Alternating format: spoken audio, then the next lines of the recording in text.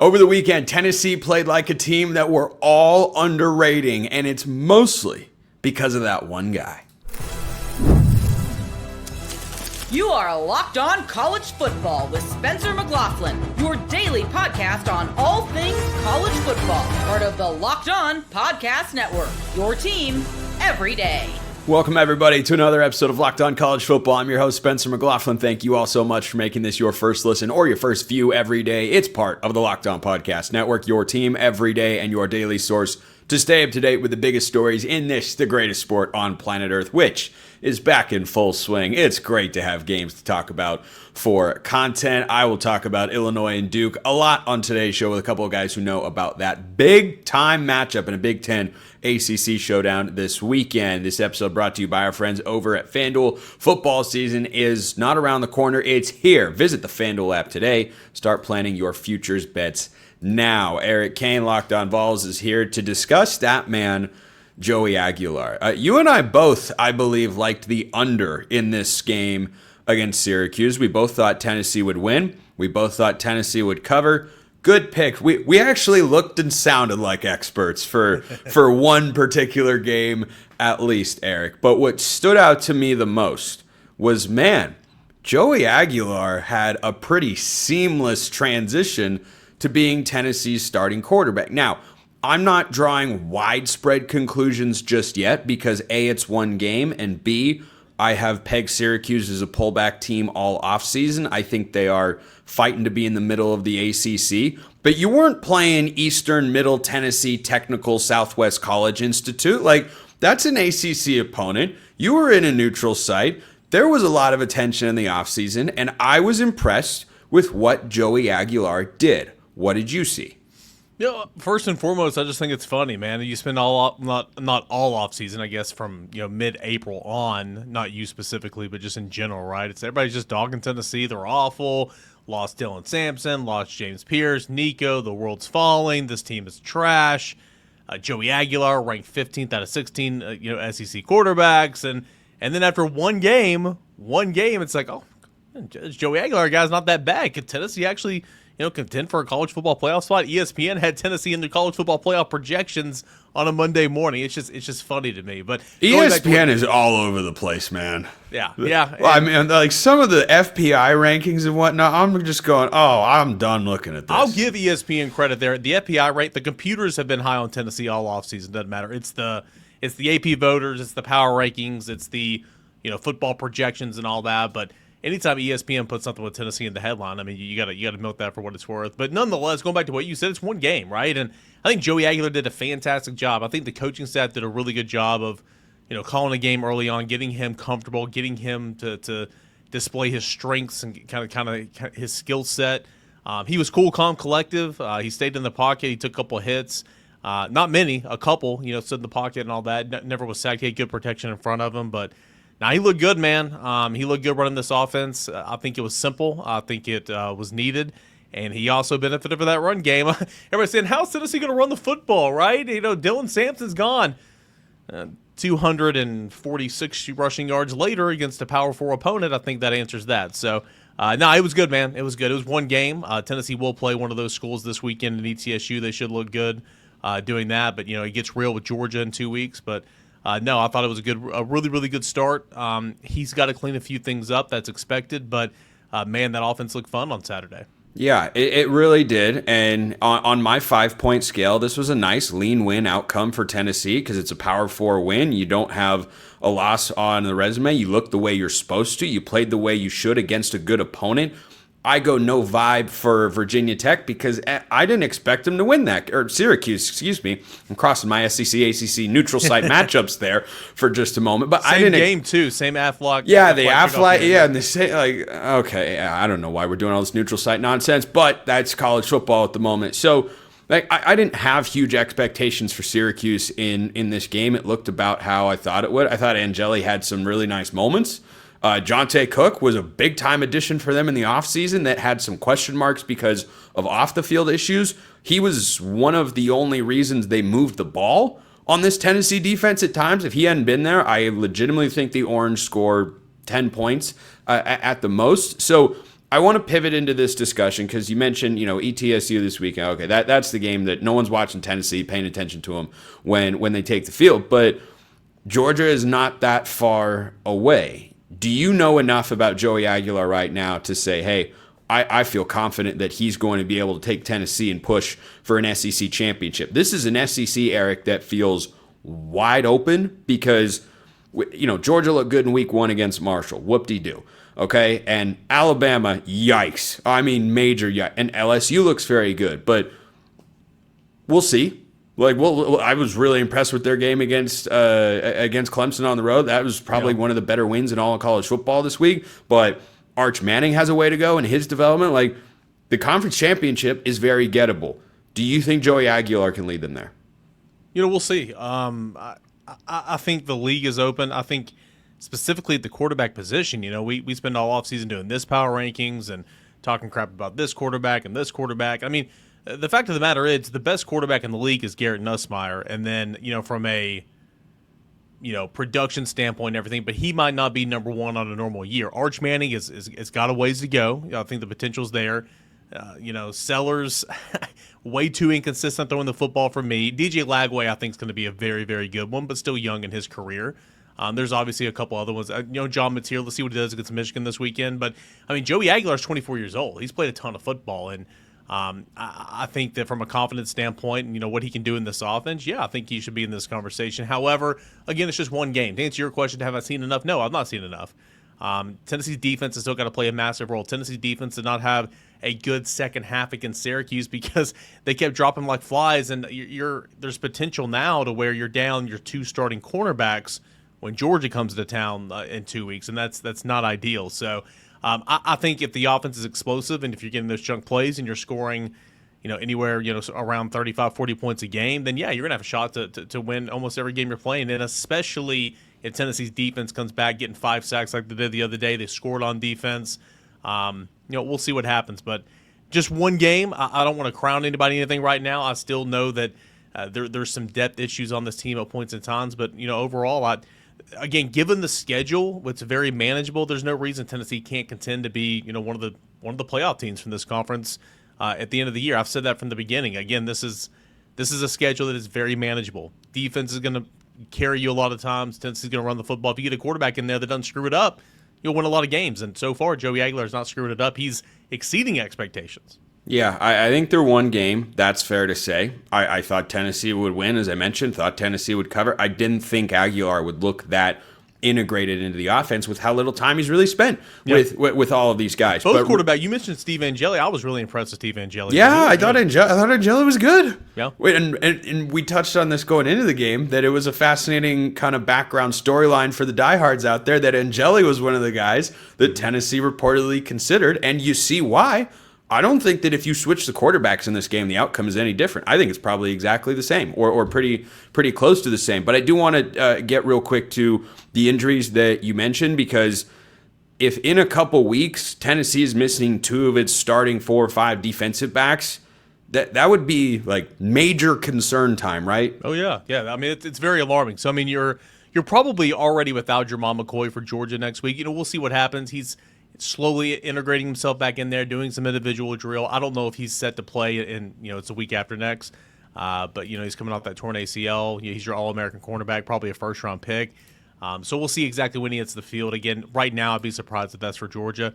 Ricky Gibson, who's the starting quarterback on the other side, went down in the first half against Syracuse. And, I mean, in my opinion, he's definitely an NFL guy. Might be an NFL guy after this year. And Josh Heupel said on Monday that, hey, he's going to be out for an extended period of time. So that's not good. How big of the addition was Colton Hood, right? By the way, Colton Hood, the SEC Co-Defensive Player of the Week. Colton Hood, transfer from Colorado, sliding in there at one of those cornerback spots. And, that's good. The emergence of Ty Redmond, a true freshman who got 60 snaps against Syracuse. So Tennessee's in good hands, but again, you don't have your starting corners and 2 really good corners. So that's alarming. Tennessee also is down a couple of defensive tackles. And that's why I think in the second half, Syracuse with Yasin Willis kind of ran down Tennessee's throat there in the third and fourth quarter because they were light in the tackle box. They didn't have many defensive tackles in there. So it's a little bit concerning for sure, but you got this weekend. I think if there's any inclination that you're not 100%, you hold those guys this weekend against ETSU because you don't need any of those guys to beat ETSU. and I have hope another not. week's worth of rest and kind of see where you're at heading into Georgia. Yeah, one tune-up game before the Bulldogs come to town. What a sight that could be in not could be. Will be, because It will be, yeah. Yeah, that will be. I don't know where that could be came from. That's what we call a brain fart here on the show. Eric Kane, Locked On Vols, great as always. We are going to get you ready here at Locked On College Football for one of the games of the week, a Big Ten ACC showdown. Everything you need to know for Illinois and Duke. First, this episode brought to you by Supply House. When the opening whistle blows on a new repair, get your crew moving forward with Supply House. Order today and see parts on your doorstep tomorrow. Over 280,000 plumbing, HVAC, and electrical items from the most trusted brands in the business. Their real-time inventory and honest lead times keep you from punting projects, while their industry-leading customer service always has your blind side covered, which we know is very important. If you need parts fast for a project, Supply House has next-day delivery. You want to talk about a game changer? Next-day delivery is a game changer. Join the free Trademaster program today and score serious perks like priority shipping, lower prices, and a dedicated support line. Visit supplyhouse.com to sign up for free. Use promo code SHCollege5 for 5% off your first order. That's supplyhouse.com. Real people, real service. This episode also brought to you by Rugia. Guys, you've probably heard of Viagra or Cialis. Maybe you've even tried them. But if you're looking for something beyond the usual pill, it's time to meet Rugia Ready. Rugia Ready is a next-gen prescription treatment designed to amplify arousal in the brain and boost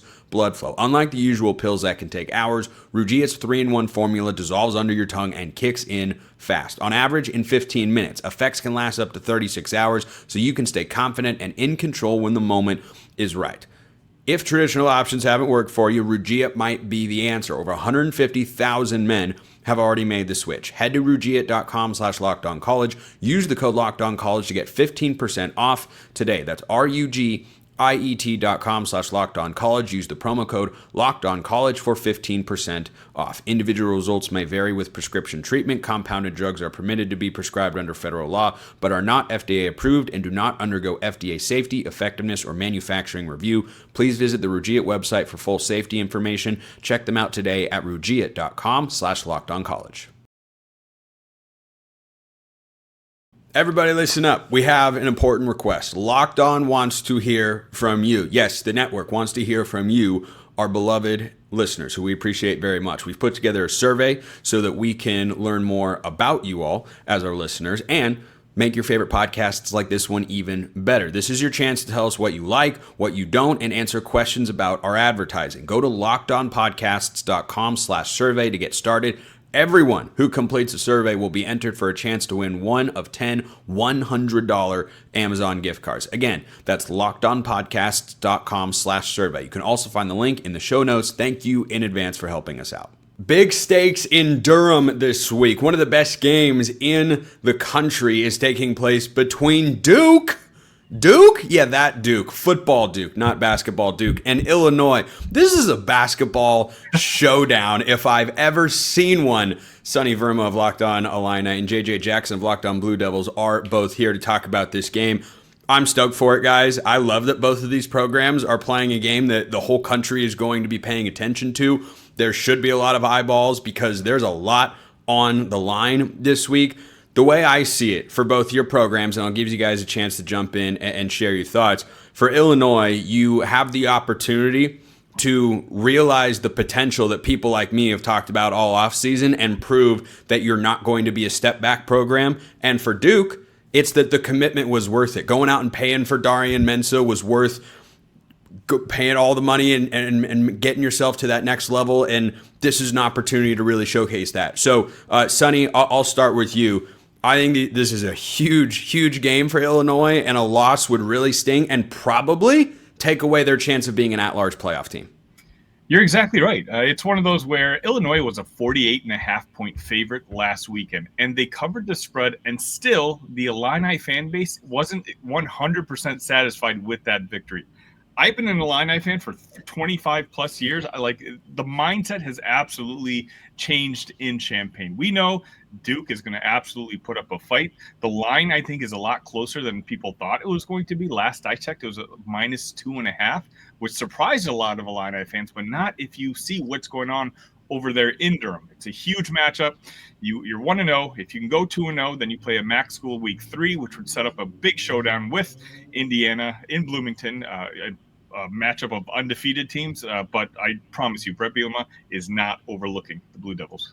No, and he definitely shouldn't be. Though the first half last week, JJ, wasn't super encouraging. It got better in the second half, but we were all watching the first half going, this is not what you were hoping for with a $4 million quarterback behind center. But what do you see as being on the line for Duke this week at home against Illinois, 12th ranked in the country? Yeah, I don't think we had a 10-10 game at halftime on the scorecard or the bingo card for what we thought would play out against Elon, but at least you play the second half to see the real Duke football team that a lot of people expect to see throughout the course of the season on display there. It was just proof that, a quarterback shows up, he throws for 389 passing yards, 3 touchdowns. He's everything that Duke wanted him to be. He's worth the reported $4 million investment that Duke had. Now you've got a really awesome atmosphere on your campus on Saturday. And this is something that we're really not used to seeing. It was just a year ago that Duke had College game day on campus for the first time ever for a football game. We're getting more and more football games as of late for a Duke football program that's won 26 games over the last 3 years. So, yeah, we're used to those big-time showdowns in Cameron Indoor Stadium. Now we get one in football, and I'm really excited for it. Yeah, typically a basketball matchup, but this football matchup is going to be really fun, and it's not a huge spread. According to our friends at FanDuel, you're correct, Sonny, -2.5 in favor of the Illini in spite of Duke's first half struggles against Elon last week. They got it right in the second half, outscored them 35-7 in the second. But Illinois, why were some Illinois fans not all the way thrilled with a beatdown of Western Illinois last week? Well, it's just when you think you won by 49 points, I think you want to see a flawless victory. There was concerns coming into the season with the wide receiver room. You obviously lost Pat Bryant, you lost Zachary Franklin. You have a lot of talent in that room. And Hank Beatty, absolutely, he broke Red Grange's record for most punt return yards, and he had 108 yards himself, which I believe led the Big Ten Conference. But outside that, there wasn't much. Justin Bowick did have 2 touchdowns. But when you watch the tape, it seemed like there was a trouble getting any sort of separation. And when you're talking about a Western Illinois team that's one of the worst in FCS, that's not what you wanted to see. So I just think there's a little cause for concern that we already had question marks about this wide receiver room and the fact that they couldn't, didn't have more than one guy really blow up. I think that's just what people are worried about. But truth be told, Spencer, I think it's simply we all understand how much pressure there is on this football team to do exactly what you said. The expectations are high now, okay? We won 8 games 3 seasons ago. We followed that up with a 5-win season. Last year, we won 10. All of us are kind of holding our breath and we're paranoid because we've been Illini football fans for so long that we want to tell ourselves that this is going to be sustained success, but sometimes we revert back to that paranoia that it might not be. Football fans are damaged, broken people. Don't let anyone tell you differently. You can't shake the past. It just haunts you forever. JJ, what flipped in the first half to the second for Duke last week, and how did they carry that over to Illinois? Well, one, just finishing drives. There was a missed field goal for the Blue Devils late in that first half, a muff punt. I mean, Duke was able to just control the football and take care of business. The yardage was there in the first half. It just didn't necessarily result in points. And then defensively, I thought Duke's edges were able to kind of get in the face of Landon Clark, who was a feisty quarterback playing at the FCS level there for Elon. So certainly kind of fun to watch him get after it and chirp a little bit against that Duke football defense. But I was just really impressed with Mensah not shying away from any of these expectations and the hype that a lot of people have put on him when they know the investment that Duke has made there and these receivers that are coming along with him. It was really, really fun to watch. And I'm excited for him having even brighter lights shining on him with the showdown like this against Illinois. I'm going to see if I can pit you guys against each other here. Let's talk about the quarterbacks. Who feels like they have the better quarterback in this game? Luke Altmyer at Illinois or Darian Mensah at Duke? I mean, selfishly, I'm going to say Luke Altmyer. I've seen him. He's in his 3rd year in the same system with the same head coach, with the same offensive coordinator. I think he looks super poised. When I say the Illini faithful was a tad bit concerned over the performance on Friday night. Not about Luke Altmyer. I think he was 17 for 21. He looked every bit the fifth-year college player that he is. Yeah, I'm not going to switch up on my guy, Darian Mensah. I mean, I think we're going to hold strong there with our guys and the fact that he did play so well in his opener. He lived up to the hype. I think he's going to be able to do that, his ability to extend plays a little bit. Look, he's an awesome football player, and I'm ready for the rest of the football world to see more of him this season. When I look at these two guys in the matchup, it's fascinating because I look at Luke Altmyer and I see higher floor, probably a lower ceiling though, whereas Mensah, I think you've got a higher ceiling of production, but I don't know that the floor is quite as high. JJ, in this game, I trust Luke Altmyer to not make the mistake. Last year, it was admittedly his first year starting, and he burst onto the scene at Tulane and such. Mensah has not played as much football as Luke Altmyer. One of my top keys for Duke to get a victory in this game, which they're absolutely capable of doing, would be a big one for the ACC that did not have a great non-conference weekend in week one. He has to protect the football. If there are multiple turnovers coming from him in this game, I don't know that they can overcome that. I'm there with you. I think it is going to rely on his shoulders again to take care of the football and set up his teammates for success. He really found a good connection with Quayshawn Brown and Samir Hagans. Cooper Barkate had a really big receiving game for Duke. And then the balance that they were able to get out of Jaquez Moore with a couple of big runs that he had. Duke wasn't able necessarily, though, to run the football successfully. That's been an Achilles heel for them these last two seasons, which puts a little bit more pressure on Darian Mensah. But until he proves me otherwise, wearing that Duke uniform, this one game worth of sample size, I'm feeling good about what he'll be able to do. Sonny, give me your number one key for Luke Altmyer in this game. Just keep handing the ball off because from what I saw, those three running backs are legitimate stars when it comes to the Big Ten and the conference. And we saw what Elon was able to do against Duke. I think as long as Luke doesn't make any mistakes themselves, Mensah is a fantastically talented quarterback, but he can't score touchdowns if he doesn't have the ball. If we run the ball, we control that clock, and I think that's going to set Illinois up. We're going to get to our keys. We're going to get to our predictions in this game. I have a sense that I'm going to be a tie-breaking prediction of sorts for Duke and Illinois, one of the games of the week in college football. Still more to get to right after this. First, this episode brought to you by FanDuel. The NFL season is almost here. College football, of course, is here. And FanDuel is making sure you're ready for kickoff with a can't-miss offer. Right now, new customers can bet just $5. And if your bet wins, wait for it, you'll get $300 in bonus bets to use across the app. And everything you could want college football related is over there. You've got individual games. You have got fluctuating conference title odds. I imagine Alabama's a little bit lower than they used to be. And if you think there's still value there, hey, they haven't lost an SEC game. So you could go get what you think is a better deal, a better angle, better odds over at FanDuel. You can bet games, you can bet over-unders, you can bet everything that you could possibly want. That's why you should check out FanDuel. So if you're ready to play, download the FanDuel app now by visiting FanDuel.com to get started. That's FanDuel.com to place your first $5 bet. You'll get $300 in bonus bets if your first $5 bet wins. Go check out FanDuel today. And if you want to go to a college football game, Game Time is the way to go. College football's back.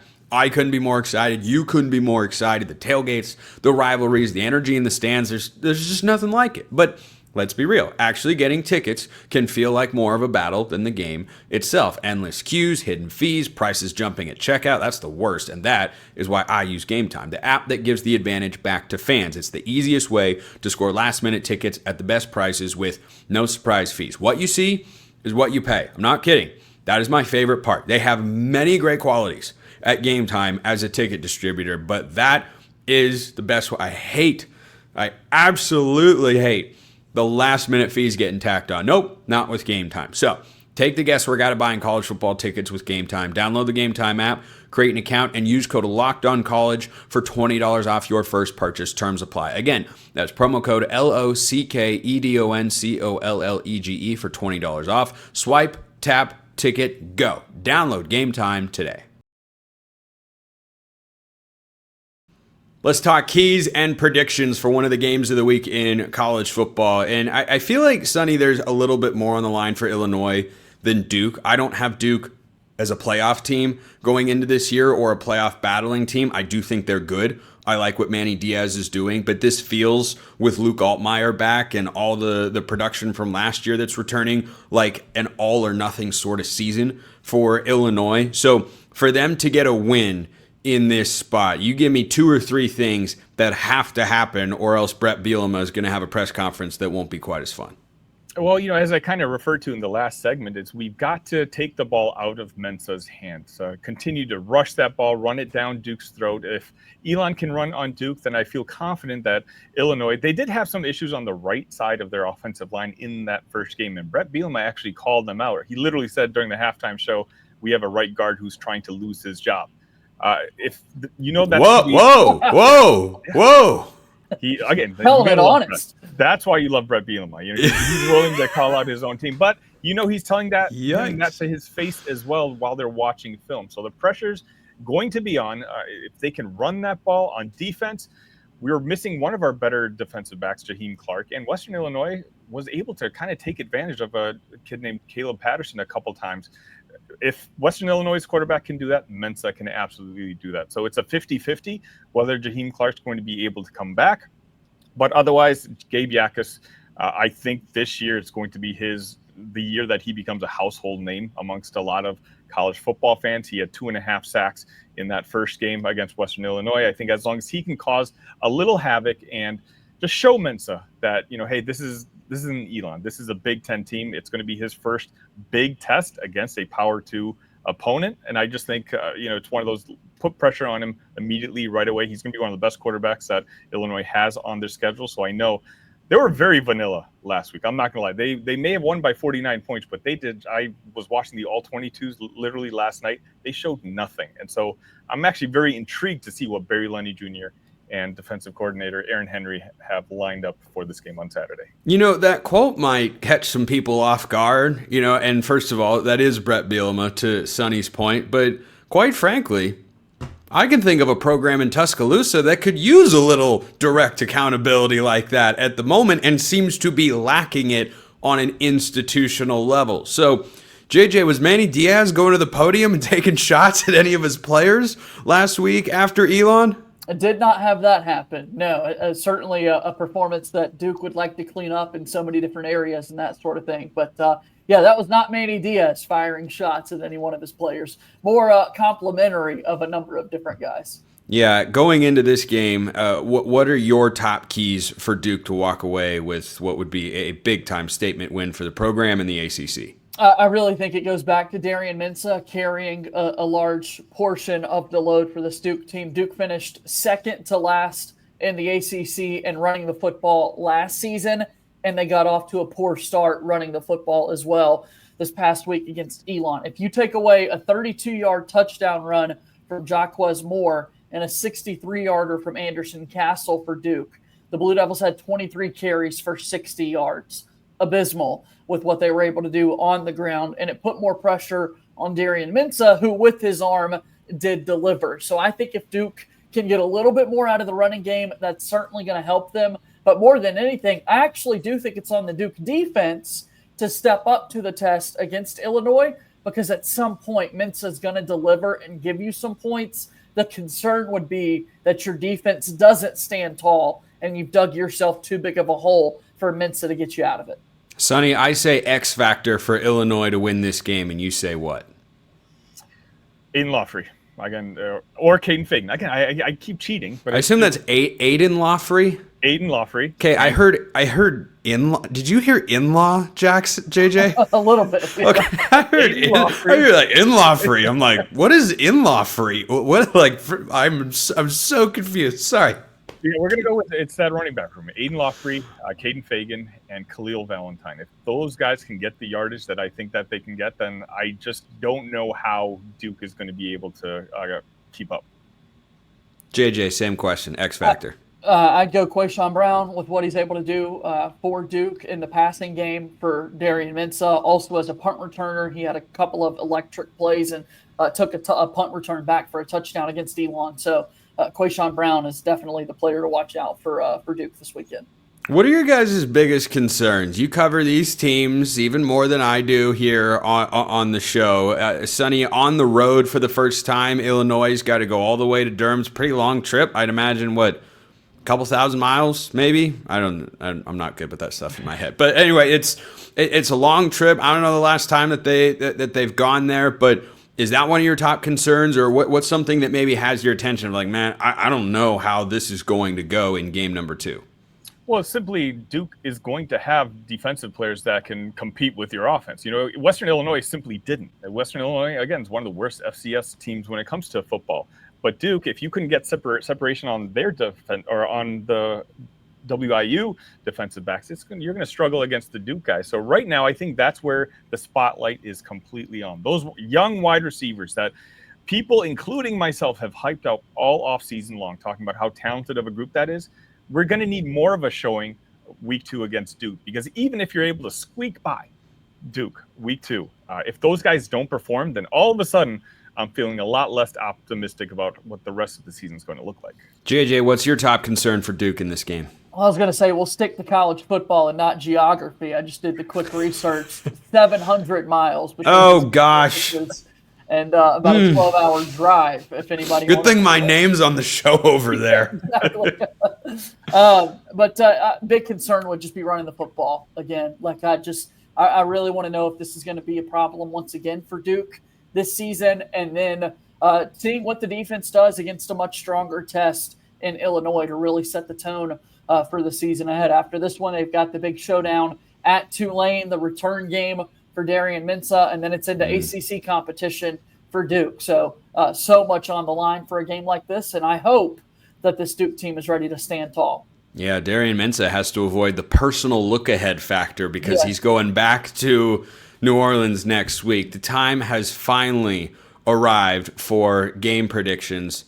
I'm going last because I suspect I'm going to break a tie. This is a sub-field goal point spread game. Illinois by 2.5. Over-under is set at 49.5, according to our friends at FanDuel. I actually like the over in this game. Sonny, is Illinois getting it done? I do think they get it done. I think there's a reason we didn't see all that much from week 1 and still were able to cover that big spread. I think we get a little lucky in the sense where we build a little cushion of a lead, and then maybe we can force a late turnover on Mensah trying to force something. 27-17 Illinois. JJ, prediction. Really close. You are going to split the tie here, Spencer. I like the making of a 28-27 type football game. I mean, a really close one that goes down to the wire. But Duke being the home team, I think Darian Mensah has the football late and finds a way to pull up the win. I have this much of an inclination, even with a 2.5 point spread, to pick a win but a cover. But I'm not going to do it. I'm taking Illinois 31-27 to knock off the Blue Devils and get it done for the Big Ten. We shall see which prediction rings to be true. By the time Saturday comes to a close, Sonny Verma, Locked On Illini, JJ Jackson, Locked On Blue Devils. Check them out. They do a great job covering both of these teams. Appreciate everyone listening. I will see you next time. And until then, hope you all have a wonderful rest of your day.